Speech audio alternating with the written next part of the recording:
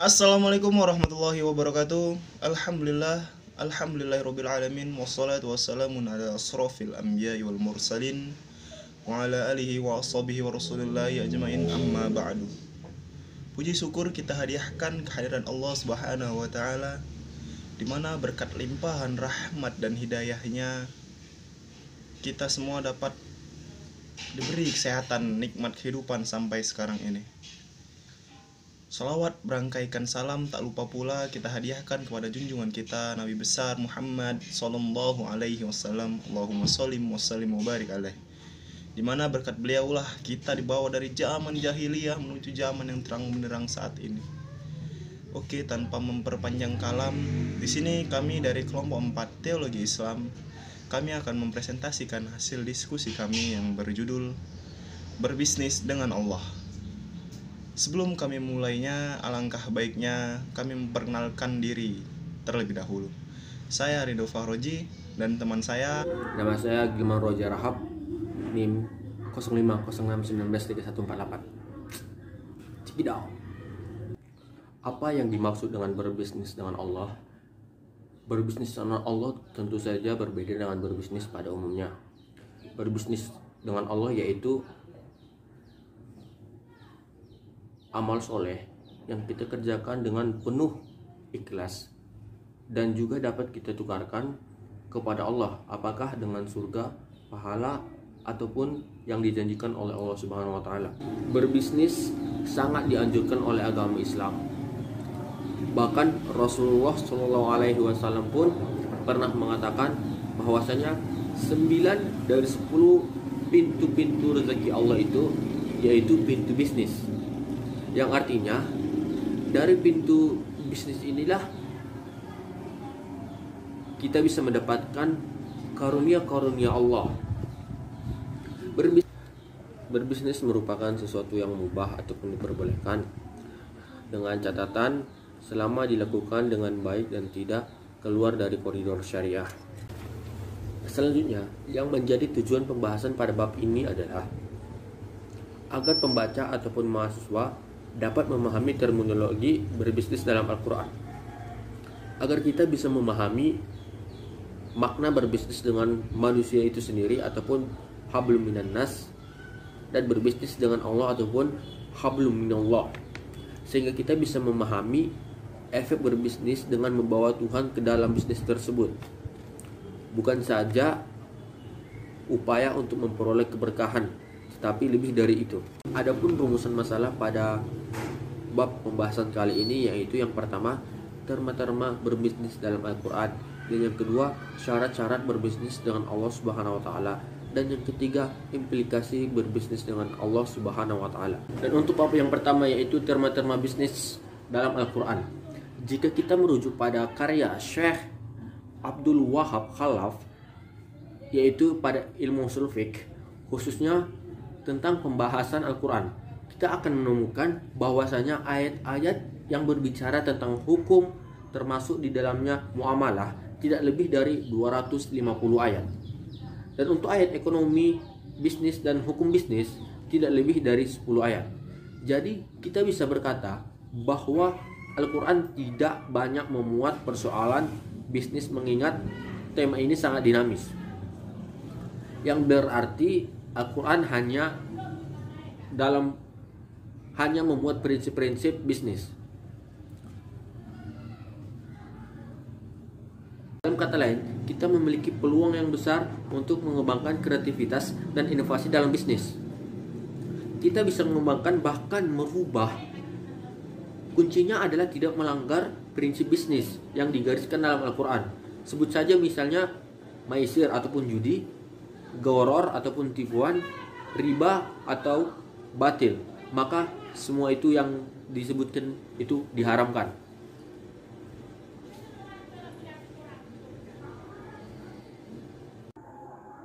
Banyak sekali ayat dan hadis yang seakan tidak berkaitan dengan bisnis, namun sesungguhnya pesan dan nilainya sangat berkaitan dengan bisnis. Contohnya Quran surah Al-Baqarah yang berbunyi alif lam mim dzalikal kitabur raiba fih, yang berarti itu alif lam mim itulah kitab yang sempurna, tidak ada keraguan di dalamnya. Hudal lil muttaqin, dia adalah petunjuk bagi orang-orang yang bertakwa. Kita bisa berpendapat bahwa ayat tersebut mempromosikan Al-Quran. Allah menyatakannya sebagai kitab yang sempurna. Dia menjamin kebenarannya.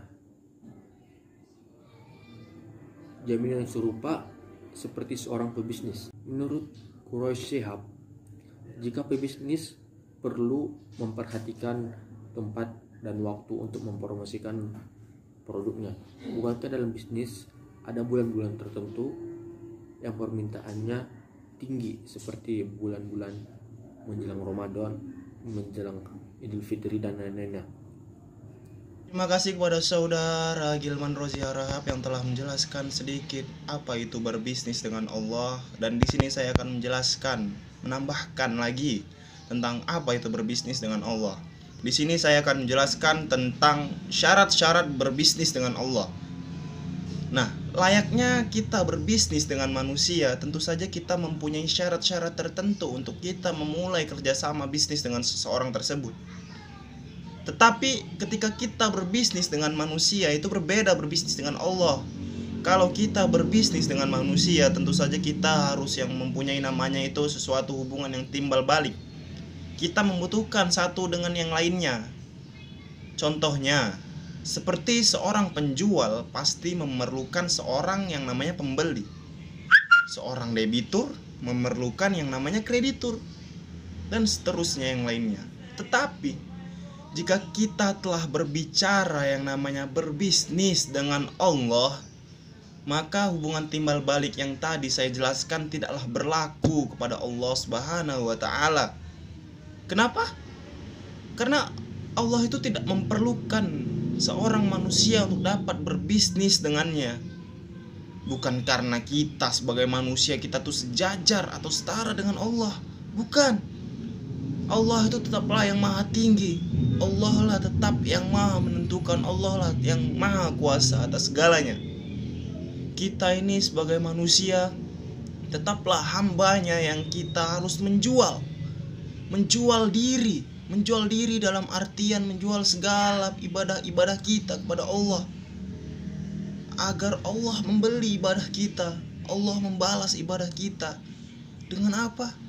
Bukan hanya sekedar surganya, pahalanya, tapi mengharapkan ridho dari Allah Subhanahu wa Ta'ala.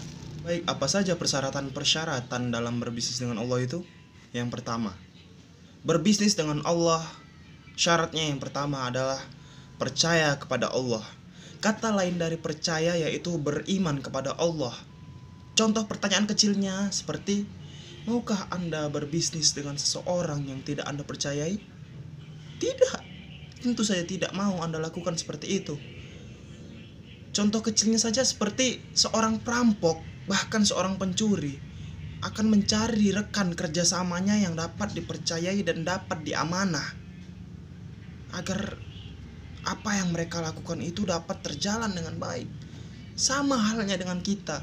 Ketika kita mau memulai bisnis, memulai kerja sama bisnis, tentu saja kita akan mencari seseorang yang dapat kita percayai agar dapat memulai bisnisnya dengan baik.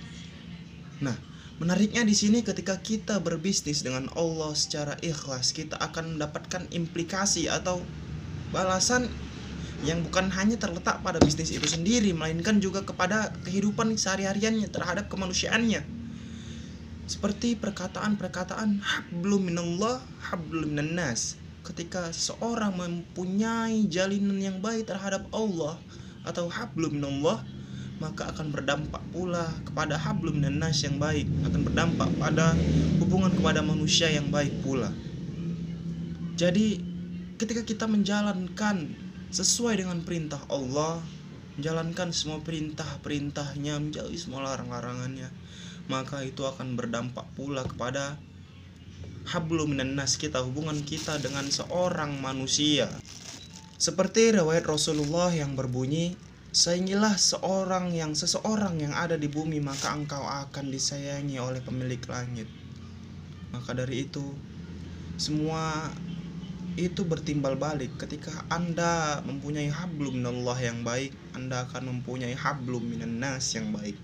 Ketika Anda memiliki hablum minan nas yang baik, maka Anda akan memiliki hablum minallah yang baik. Tidak pernah merasa terpaksa. Allah Subhanahu wa ta'ala tidak pernah memaksa suatu hambanya untuk beriman kepadanya. Dalam Al-Quran juga terdapat ayat yang berbunyi faman syaa falyu'min wa man syaa falyakfur, yang artinya siapa yang ingin beriman silahkan beriman, siapa yang ingin kufur silahkan kufur. Allah tidak mempunyai kepentingan atas itu, Allah tidak merugi akan hal itu. Jikalau suatu hamba yang ada di muka bumi ini semuanya beriman, tidak akan membuat Allah itu kaya, tidak akan. Dan sebaliknya, jikalau suatu hamba yang ada di muka bumi ini kufur seluruhnya, tidak akan membuat Allah itu miskin, tidak akan. Allah tidak mempunyai akad atas hal itu kepada manusia. Sama juga informasinya Al-Quran yang menegaskan bahwasannya tidak ada paksaan dalam memeluk agama Islam. Tidak ada paksaan. Lakum dinukum waliyadin. Untukmu agamamu, untukku agamaku. Allah menciptakan berbagai macam suku bangsa untuk kita saling berkenalan, bukan saling memprovokasi. Dan berbisnis dengan Allah sendiri ini tidak boleh dalam keadaan terpaksa, tidak boleh.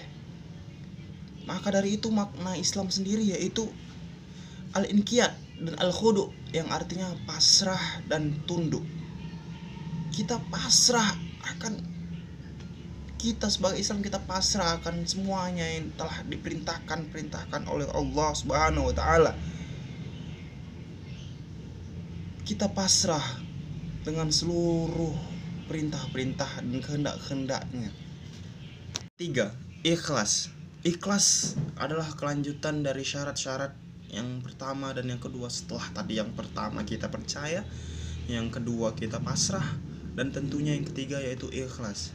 Contohnya saja ketika kita memulai bisnis, kita pertama harus percaya dengan rekan kerja kita. Setelah kita mempunyai rekan bisnis yang percaya, yang dapat dipercaya, kita terus memberinya amanah. Kita memberitahunya tentang apa yang akan dilakukannya. Kemudian setelah kita telah percaya, kita kerja keras, maka kita harus pasrah. Nah, pasrah dengan semua bisnis yang kita serahkan, kita pasrah. Kita sudah menjalin kerjasama, kita sudah saling mempercayai, dan kita harus pasrah. Setelah kita pasrah, apa yang harus kita lakukan?